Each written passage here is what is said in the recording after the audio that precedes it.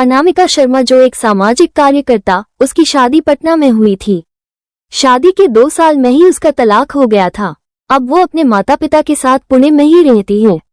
अब वो एक संस्था के साथ जुड़ी हुई है जो घरेलू हिंसा के शिकार होने वाली महिलाओं की सहाय करती है।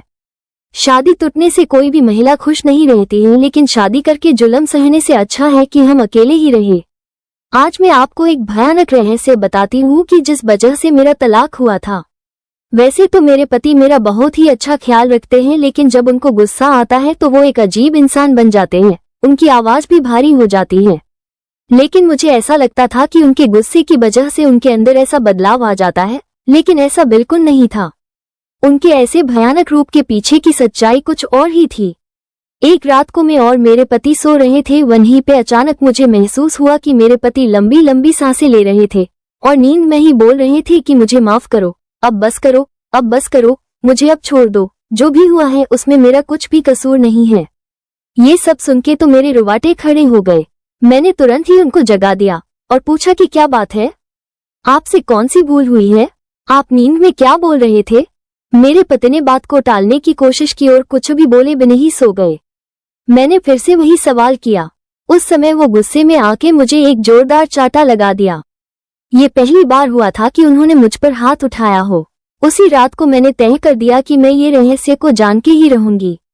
दूसरे दिन मैंने अपनी सास से उनके बेटे की कसम दिलाकर सारी सच्चाई के बारे में जान लिया कि हमारी शादी से पहले मेरे पति की दूसरी लड़की के साथ सगाई हो चुकी थी और 3 महीने के अंदर वो सगाई टूट चुकी थी। सगाई टूटने कारण वो लड़की ने पंखे से लटकर आत्महत्या कर ली थी और वही लड़की अब प्रेत बनकर मेरे पति को हैरान कर रही है। इस बात के कारण कोई भी परिवार अपनी बेटी देने के लिए तैयार नहीं हो रहे थे, इसीलिए उन्होंने ये बात हमसे छुपाई थी। उस रात मैं अपने पति से खूब लड़ाई की और मैंने छुटाछेड़ लेने का फैसला कर लिया, क्योंकि इतनी बड़ी सच्चाई हमसे छुपकर हमें धोखा दिया था। एक रात को करीबन रात के 2 बजे मुझे जगाकर बोले कि तुम इस कमरे से बाहर निकल जाओ। उस समय उनकी आंखें खून से लालचोर हो गई थी और मेरे सामने इस तरीके से देख रही थी कि मैं कोई पराई व्यक्ति हूँ। मुझे पता था कि इस समय अगर मैं विरोध करूंगी तो वो मेरे साथ मारपीट करेंगे, इसीलिए मैं चुपचाप वहां से बाहर निकलकर ड्राइंग रूम में आ गई। लेकिन मुझे नींद नहीं आ रही थी, इसीलिए मैं ये सोच रही थी कि मेरी आगे की जिंदगी कैसे बीतेगी। उसी समय बेडरूम से किसी के बात करने आवाज आने लगी। मेरा हृदय डर के मारे कांपने लगा, क्योंकि कमरे में मेरे पति के अलावा वहां पे कोई नहीं था। मैं तुरंत कमरे से झांक कर देखा तो मेरे तो होश ही उड़ गए। हमारे कमरे में पंखे पर लाश लटक रही थी और मेरे पति लाश के नीचे बैठ के जोर जोर से रो रहे थे और पास में खड़े हुए एक परछाई से बात कर रहे थे। ये सब देखने के बाद मुझे तो चक्कर आने लगे। मैंने तुरंत ही मेरे सास और ससुर जी को उठाया और बेडरूम का दरवाजा खोलने के लिए कहा। थोड़ी ही देर में मेरे पति बेडरूम में से बाहर आ गए और अपनी सारी बातों से फिर गए और उस समय कमरे में कोई नहीं था।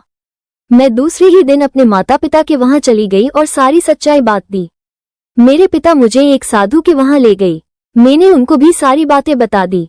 तब उन्होंने जो कहा वो एक चौंकाने वाला रहस्य था। उन्होंने मेरे पति की कुंडली देखकर बोला कि जिस लड़की के साथ तुम्हारे पति की सगाई टूट गई वो तुम्हारे पति और घरवालों के त्रास के कारण मर गई थी और तभी से वो लड़की एक प्रेत बनकर उन सब से बदला ले रही है। तभी से उस लड़की की प्रेत आत्मा ने तुम्हारे पति के शरीर, मन और दिमाग पे कब्जा कर रखा है और वो कभी भी अपना बदला लेने के लिए कभी भी हमला कर सकती है। दूसरे ही दिन मैंने छुटाछेड़ा लेने के लिए कागजात तैयार कर लिए। छुटाछेड़ा लेने के बाद मैं उस भयानक वातावरण से बाहर आ गई। मेरी खुशनसीबी है कि मैं जिंदा और सही सलामत हूँ, क्योंकि मुझे लगता था कि मेरे पति और उनकी पहले की मंगेतर मेरी जान भी ले सकते थे।